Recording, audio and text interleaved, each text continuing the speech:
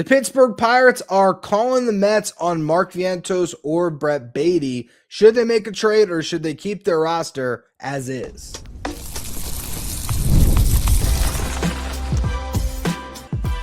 You are Locked On Mets, your daily New York Mets podcast. Part of the Locked On Podcast Network, your team every day. Hello to all you amazing Mets fans. You're listening to Locked On Mets, part of the Locked On Podcast Network, your team every day. Thank you for making Locked On Mets your first listen every day, and thank you for making Locked On the #1 sports podcast network. On the show today, we have a lot to discuss. In the first segment, I want to talk about the rumor that the Pirates are calling the Mets, trying to trade for Brett Baty or Mark Vientos. Would it make sense to deal either of those guys to the Pirates? I'll go through that possibility in the first segment. In the second segment, I want to talk about, for one, the fact that two of the options the Mets could sign to fortify their bench have been signed, and if the Mets are done adding there. Then in the final segment, we got some big MLB news to discuss. Framber Valdez lands with the Detroit Tigers on a 3-year deal. What does that now mean for Tarik Skubal? Are they going all in for the upcoming season, or did they just sign his replacement? Before we get to any of that, though, I'm your host, Finkelstein. I've been covering the New York Mets on this show since the 2019 season. This is the #1 daily podcast on the New York Mets. If you want to find some of my written work, you can do so over at justbaseball.com, where I work as the editor-in-chief.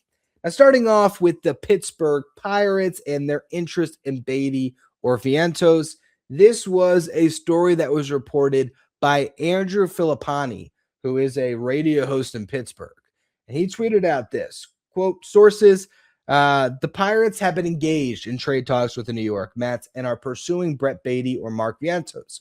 Both play third base, but have been uprooted from that position because of the Mets offseason moves. Asking price is high, but something can still get done. So there's some interest in picking up a bat from the Pirates. We've known this because they've been very active in free agency, or at least they have been very active in getting people to report that they're interested in free agents. Just today, it was reported they were in on Framber Valdez. Well, clearly, they could not pull that one off. They finished second, I guess, on Eugenio Suarez. They wanted Jorge Polanco at one point before they eventually landed on Ryan O'Hearn. They wanted Schwarber at one point. At one point, they might even wanted Alonso, but they haven't really been as aggressive as you have to be when you've been a bad team for a long time and you need to overspend to get free agents. Sure, you might agree with the valuation that Eugenio Suarez is only worth $15 million for the upcoming season, but if you want him instead of the Reds getting him, your division rival, you need to pony up and pay him $20 million and get a deal done. They have not done that. So I for one, before we even get into the legitimacy of this report, I just don't know if the Pirates are going to be more aggressive on the trade front than they've been in free agency, in which case I don't know if a trade can get done. And Will Salmon threw some cold water on this report when he was on SNY tonight. He says, and of course, Will Salmon, reporter for The Athletic, is as plugged in on the Mets as anybody right now. He says, quote, as far as the Pirates are concerned, I have my doubts as to whether they will meet the Mets asking price for that because the Mets view those guys still pretty highly. He said if they were to look to make a deal for someone like Brett Baty, it may involve pitching. It may have to be first something where they have to deal someone from their rotation to open up a spot, get someone else, do some maneuvering. There's a lot of moving parts, and they don't all align and make sense because if the Mets are to trade for a Pirates young starting pitcher, you almost have to deal somebody because your rotation right now on paper has 6 arms slotted in.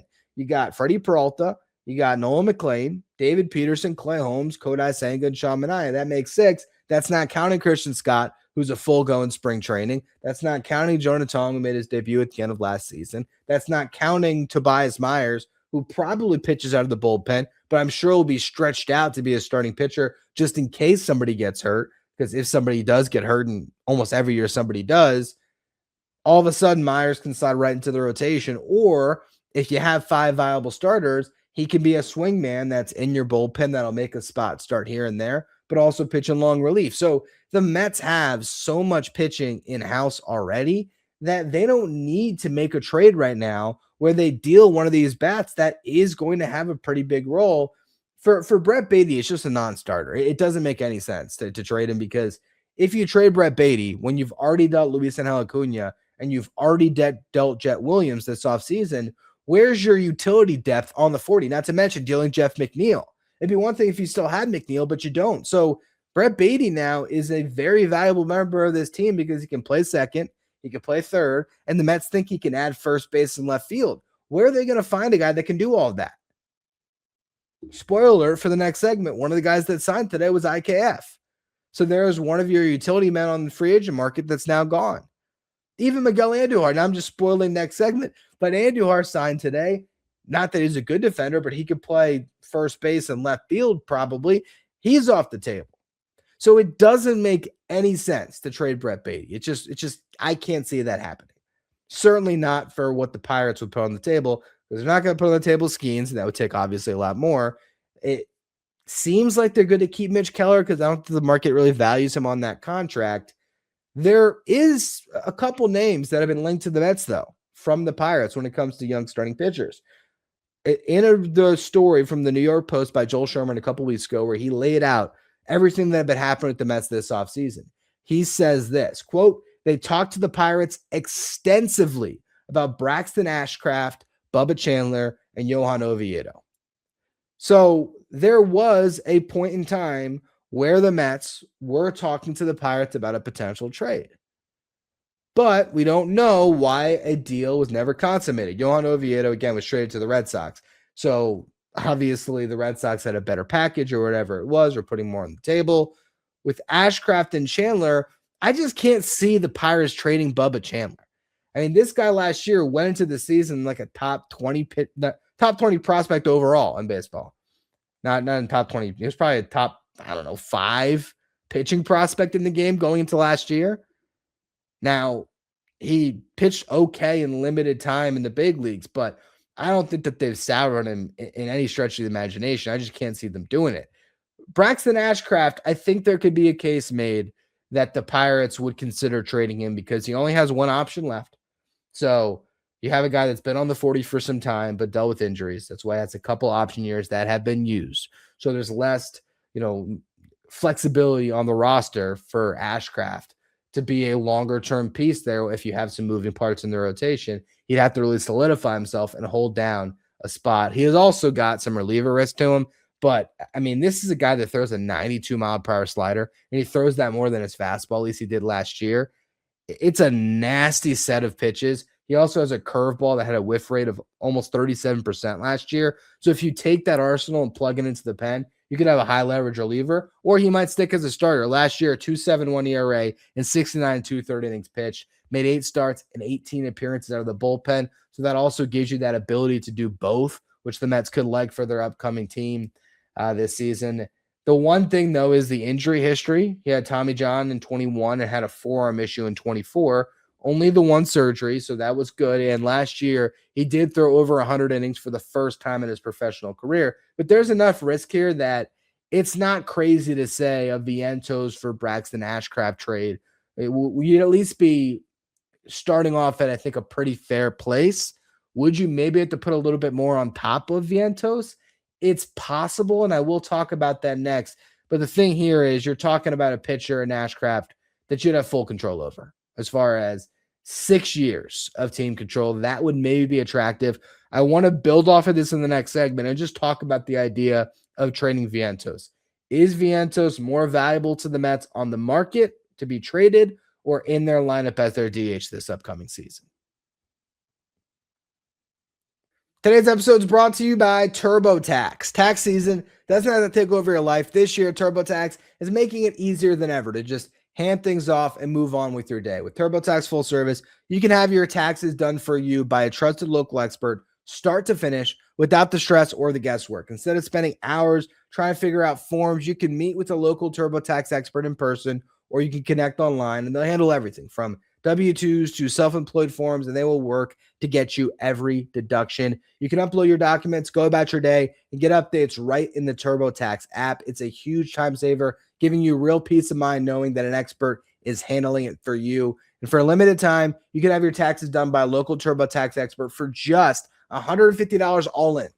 If a TurboTax expert didn't file for you last year, you just have to file by February 28th. Take the taxes off of your plate and get back to your life. Visit TurboTax.com/local to book your appointment today. If you're watching on YouTube, do me a favor and hit that subscribe button. Help us get closer to our next goal of 16,000 subscribers by opening day. So, when it comes to the idea of trading Mark Vientos, I'm pretty torn on this one, and especially now, even more so that Miguel Andujar has been signed by the Padres on a 1-year, $4 million deal. I really like Andujar as a free agent fit for the Mets if they were to move on from Mark Vientos, because it's sort of getting Vientos like 3 years or 4 years down the road in his career after it didn't work. But there was still enough left in the bat that, he had a little resurgence. That's where Andujar's at. He's had a couple of nice seasons in a row, particularly last year, where he finished super strong with the Reds. And I thought that this guy was going to do way better in free agency. I thought he might get a 2-year deal. I thought he'd clear $10 million over the 2-year deal. Instead, he only gets $4 million on a 1-year deal. But I think the incentive to sign that deal for him is to go to San Diego, play on a good team, and get to play a lot. And that's not something the Mets could have offered. Again, if they traded Vientos for a reliever or something with control, then, okay, you could have jumped on Andujar, and that could have been the DH option. You could still, if you wanted to, trade Vientos for Braxton Ashcraft, but then what does that mean for your bench? What does that mean for your DH spot? It's really tough, and I don't know if the Pirates want to trade a pitcher with 6 years of control that's supposed to be right in the middle of their rotation this upcoming season when they're trying to win now. They might need another piece back. So maybe it's David Peterson and Mark Vientos for Ashcraft, and then you're trading a ton for a pitcher that, while he has a really high ceiling and he has a ton of control, there's also a ton of volatility there. There's still a lot of reliever risk. I can't get my mind around a trade between the Pirates and the Mets that makes sense, because I still think that Vientos and Baty have a clear role in this team. In the report that started all the conversation, you have a Pirates guy that doesn't know the Mets, who's saying that they've been uprooted from that position at third base because of the Mets offseason moves. The Mets signed Bo Bichette, so now those guys are just completely blocked from any playing time. That's not accurate. I still think that both these guys have huge roles in store, because you're going to play more than 9 guys in the season. It's not just, all right, the same lineup, copy and paste every day. I talked about this yesterday on the bench show. I said there's some everyday players and there's some most day players. Juan Soto, Francisco Lindor, Bo Bichette, barring health, everyday players. But Bichette has had some injury concerns. Juan Soto's not a great defender. So there can be some days where you put Soto at DH, you slide Carson Bench into right, you put Brett Baty into left. There's another start for Baty. There could be some days where you play Brett Baty at third and you DH Bichette. There's some days for Baty. There could be, a tough righty on the mound, bad matchup for Luis Robert. You slide Carson Bench into center, you put Baty in left. There's another start for Baty. There could be a bad matchup for Marcus Semien. You want to keep him a little bit fresher. I've talked about the notion that maybe, Marcus Semien and his availability being his best trait. Maybe if you play Marcus Semien 140 games instead of 160 games, you might get a better version of Semien in those 140 games, because maybe he's fresher. Maybe he's playing through less injuries. If you can give him some time here and there to rest, knowing that you have a really good option in Brett Baty that can play second base that day. First base, you can play Baty there. You can DH Polanco. So I see the clear pathway to Brett Baty getting playing time all over the diamond, and that could even be with Vientos DHing a bunch. So I can't see Baty getting traded. And with Vientos, yes, you could trade Mark Vientos. You could. And then Brett Baty could maybe be your primary first baseman, and Polanco could be your DH, and maybe Benj is an everyday player in left, and Roberts an everyday player in center. But then what does your bench look like? If all of a sudden Brett Baty is in the starting lineup at first base every day, and Polanco's at DH, and you traded Vientos, now what's your bench? You got Terrence, you got Tyrone Taylor, and then what? And then what? What else are you going to roll with? Who are you going to sign? You're going to sign Ty France? All right, that's one bat. And not even a good one. That's a glove at first base. Great. Awesome. You're going to sign Ty France and Starling Marte? why do that when you could just keep Mark Vientos?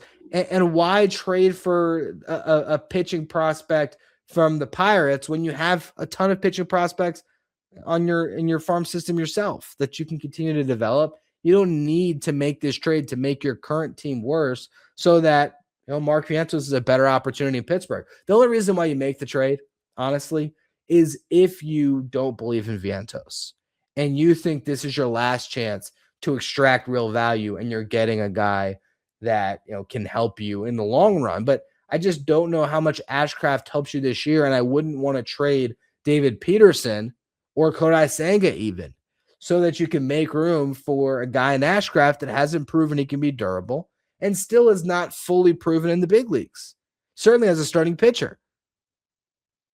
The Pirates don't make sense as a trade for the Mets. And honestly, it doesn't really make sense for the Mets to trade either of those guys.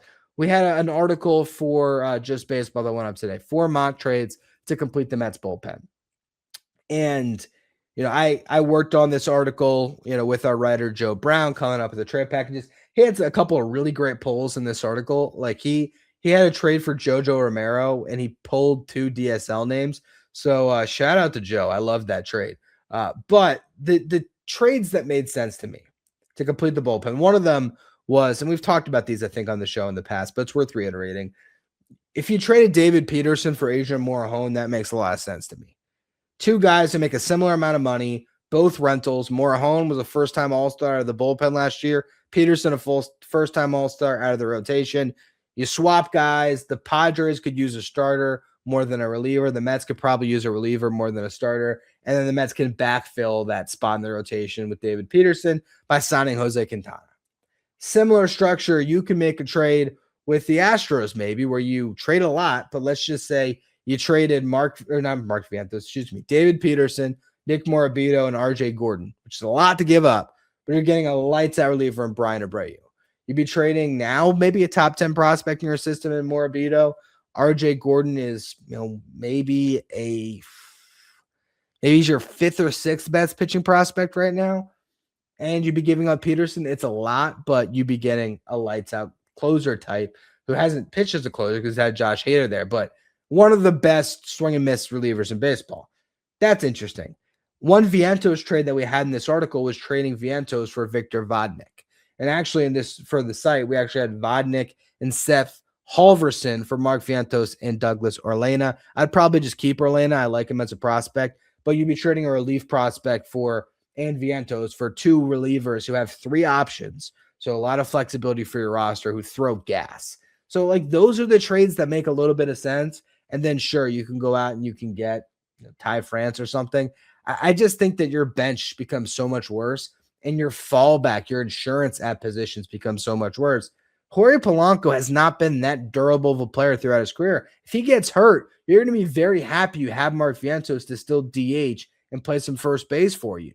If Bichette goes down and now Brett Baty has to be your everyday third baseman, again, you're going to be happy that you have a DH in Vientos that is solid and so on and so forth. There's so many different spots on the field. I don't know why this is such a talking point right now. I think it's just because we're in this weird limbo where the Mets made the Peralta trade and pretty much finished their offseason. And now there's this just waiting period for spring training to start. And then when spring training officially starts, even though a lot of guys have already shown up, then we start to get storylines. Then they start to play games. Then things start to happen. Somebody gets hurt. Somebody, bursts on the scene. That reliever who no one was talking about has 6 appearances where they've struck out 11 batters and they haven't given up a run. And, is this guy going to make a push for a team? And we have other things to talk about right now because we are in this weird limbo. I think people are trying to look for things, trying to create stories. And so they're like, Vientos and Baty aren't going to be starters for the Mets this season. The Mets should trade one. No, they're incredibly valuable depth guys that make your bench significantly better than if they weren't there. Where Brett Baty gives you versatility and a contingency plan at 3 positions at least, with third base, second base, and left field. You have Vientos, who could be your primary DH, and he also could be a contingency plan at first base if that doesn't work for Polanco. those guys shouldn't be traded. And it's that kind of cut and dry and simple to me, especially when two more good options leave the market in free agency, with Andujar signing with the Padres and Isaiah Kiner-Falefa signing with the Red Sox. I mean, really, the funny thing is those are both guys that could have backfilled for Baty and Vientos. For IKF, while he wouldn't hit the way Baty can, he would give you a utility guy that could backfill that spot if you traded Baty. If you trade Vientos, Andujar could have been that guy that could backfill. Now in free agency, you have Marcell Ozuna. And I'm trying to think of any other impact bats. That's pretty much it.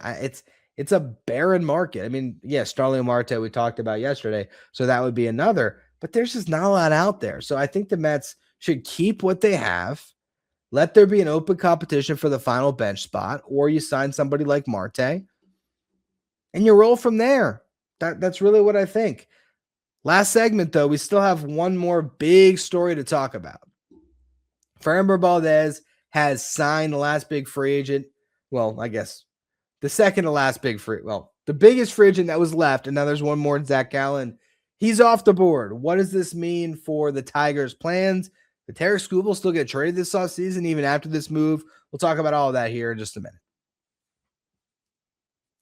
Today's episode is brought to you by Indeed. Hiring isn't just about finding someone willing to take the job. It's about finding the right person with the right background who can actually help your business move forward. And if you want candidates who match what you're looking for, Indeed sponsored jobs is the move, because instead of hoping the right person stumbles across your post, Indeed helps you match with quality candidates by boosting your job listing to the people who fit your specific criteria, like skills, certifications, and location. It's why I like Indeed, because just baseball at times we're always looking to add more people to different parts of the company, and Indeed allows us to target those specific people that fit the criteria that we're looking for. It saves time because you're spending less energy sorting through mismatches. With sponsored jobs, your post gets seen by candidates who are currently a fit, and you can just hire without the stress. Since I've been talking to you in this last minute, companies like yours have made 27 hires on Indeed, according to Indeed data worldwide. So if you're hiring, spend less time searching and more time interviewing candidates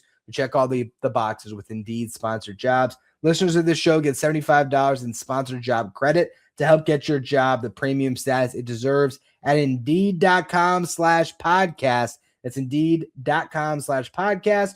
Terms and conditions apply. Hiring, do it the right way with Indeed. Thank you for making Locked On Mets your first listen every day. And thank you for making Locked On the #1 sports podcast network. You already live your team every day. Now it's time to take it up a level and go ad-free. Join the Everydayer Club and you'll get Locked On Mets without the interruptions. You get access to our members-only Discord channel. You'll also get access to a merch shop. If you want to be part of the Everydayer Club, you can find a link in the episode description, or you can go to subtext.com/LockedOnMets. All right, so the last news item to discuss is the biggest one in terms of Major League Baseball right now. Framber Valdez signs a 3-year, $115 million deal with the Detroit Tigers. What an unbelievable signing. The guy gets $38 million in change per year, which is a massive contract. This is probably what the Mets would have done had they not traded for Freddie Peralta. And honestly, I would say had they not landed Bo Bichette.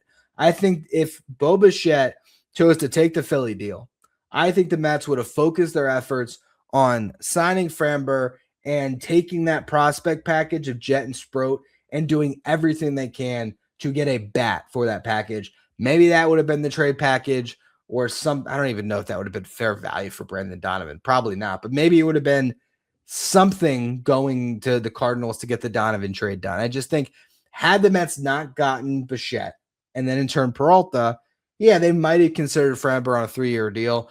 Some of the people that were still talking about Framber as a possibility after they got Peralta, I just feel like people weren't paying attention to what the Mets had telegraphed all offseason. They had said they were in the market for one starting pitcher at the top of their rotation. Maybe 2, but if they were going to add 2, they had to remove one from the rotation. So yes, the Mets theoretically could have traded David Peterson or Kodai Senga, but if they had to trade for one of those guys that they liked, I feel like the trade would have been made a long time ago at this point. So, and I also think that the Mets have come to the conclusion that their value on the market for those two guys isn't nearly what the Mets value those guys internally, especially Senga, where he's come and he's thrown stateside in front of them a few times, and they've liked what they've seen, where they think that Kodai Senga is going to be, an option for them this year. They're not going to count on him for 180 innings and 30 starts, but they're optimistic that he could bounce back. They, I'm sure, think that David Peterson is a very solid number 3 starter, and I tend to agree with them. So while yes, Framber would have been nice, it gets to a point where we're almost being unrealistic when we just think that Steve Cohen will spend whatever it takes. Yeah, sure, he has done that, and it's been amazing to watch some of the investments he's put forward. But $38 million on Framber per year when it's hit the luxury tax hit of 110%. So you're talking about probably close to $80 million for one season of Framber this upcoming year. And then you're sitting in that contract the next year, and that takes you out of the market to potentially sign Skubal. It only would have made sense if you didn't trade for Peralta and you were just kind of desperate for that arm. You're really not. I don't think the rotation's that bad. So I don't think that the Mets all of a sudden have to go out and sign a starting pitcher. Like, they're fine. Could they? Sure. But there's also every chance that there's going to be starting pitchers that are hanging out in the market well into spring, where something pops up that you're concerned with. Guess what? Jose Quintana might be sitting right there for you. Maybe Walker Buehler is sitting right there for you. Who knows who it is? Maybe John Gray. But there are arms that can still be had, and probably arms that will still be there 2 weeks into camp. So there's just no reason at this point to go out of your way to sign Framber, give up draft picks and $38 million this season to get it done. There's probably no reason to give Chris Bassitt $15 million, because what are you telling him? You're guaranteeing him a spot in the rotation? You kind of can't do that, because if all 6 of your guys show up and they're in good shape and they're primed and ready to go, Chris Bassitt can't break that rotation. So I think this team's done. That's the bottom line. I really think they're done. I think if they were to make a move at this point, it's one of those trades that I've discussed where David Peterson is going out to give you a reliever, and then you are backfilling Peterson in free agency with someone like Quintana. Or if you find a trade that you really like where you're getting great value for Vientos, like the Rockies trade that I talked about, where you're getting a guy who now has some closing experience in Victor Vodnik, and even if it's just that, it's a straight 1-for-1. 4 years of a closer type, not the worst value to get out of Vientos. And then again, if you feel like you can cobble together a good enough bench without him. But I look at the free agent market and I look at the bats that are left, and I just don't see many that I like. Certainly none that I like more than Vientos. And yeah, I've seen people say, oh, we'll trade for Yandy Diaz, trade for Christian Walker. Those are deals that might be harder to execute than we think, especially Yandy, who might not even be on the trade block. We don't know what the Rays are thinking. What we do know is they have another year of team control on a club option, so they don't have to trade him now. Next year they can trade him, or they can trade him at the deadline. So I really think that the focus needs to start and continue to be on the upcoming team. I think it's fun to talk about some of these scenarios when they come up. It was worth talking about the Pirates thing because the Mets have talked to the Pirates in the past about their young pitching, and now the Pirates are calling again. And you know what? If you can get Jared Jones for Mark Vientos, and you want to take a high-risk flyer on a guy that's coming off, I think he had the internal brace, not actually TJ. But, I mean, we remember what Jared Jones looked like in his rookie season against the Mets. I mean, the guy was unbelievable. And, to have a guy like him, even though it's only 4 years of control, it lines up, right? 4 years of Vientos for 4 years of Jared Jones. I'd maybe do that trade because, you can still, with this roster, you could have Ronnie Mauricio on your bench instead of Mark Vientos, conceivably, right? Where, you could still keep Baty in the utility role. Now it's Ronnie Mauricio that's your primary DH. It's just you don't have as much of the right-handed component versus left-handed pitching as a DH, but that could be Polanco, and you can start Baty at first those days. I mean, there's ways that you can still make it work where I could see a world where you trade Vientos. But I just think that this team offensively is so much better to just keep things exactly how it is. And I feel pretty much the same way about the rotation at this point, where the only way that it makes sense to me to make another trade is if you are getting a reliever that moves the needle. If that trade's out there, by all means, I just don't know if it is. Anyway, that's going to be all for this edition of Locked On Mets. One thing I should mention, too, since I didn't actually get into it, I don't think that the Mets are going to trade for Skubal either. I'll just throw that out there as an aside at the end. I don't know if we'll find out if Skubal won his arbitration case or not. He's either going to get $19 million this year or $32 million. And you would think that because my initial thought was when Framber signed, he lost the ARB case. They have extra money to spend. That's why they did this. According to reports, the decision had not been made on the ARB decision at the time that the Tigers decided to sign Framber. Instead, it was they wanted to sign Framber just because they wanted to sign Framber. So it doesn't mean that Skubal's definitely getting traded. And I don't think that the Mets are going to make a trade like that at this stage after they gave up what they did for Freddie Peralta. I don't think you're taking this farm system that you've taken, 3 years to build and blowing it up for 2 rental arms, no matter how good those rental arms are. They can sign Tarik Skubal next year in free agency, and I imagine that is the plan, certainly more so than trading for him right now. Again, though, that is all for this episode of Locked On Mets. On tomorrow's show, I know I talked about doing a Minaya and Senga bounce back episode, so I still got that one in the holster, but I also might want to do something more prospect related for a Friday farm report. So stay tuned for tomorrow's show. As always, thank you for listening. Follow, rate, review wherever you get your podcasts. Subscribe if you're watching on YouTube. Thank you for making Locked On Mets your first listen every day, and thank you for making Locked On the #1 sports podcast network.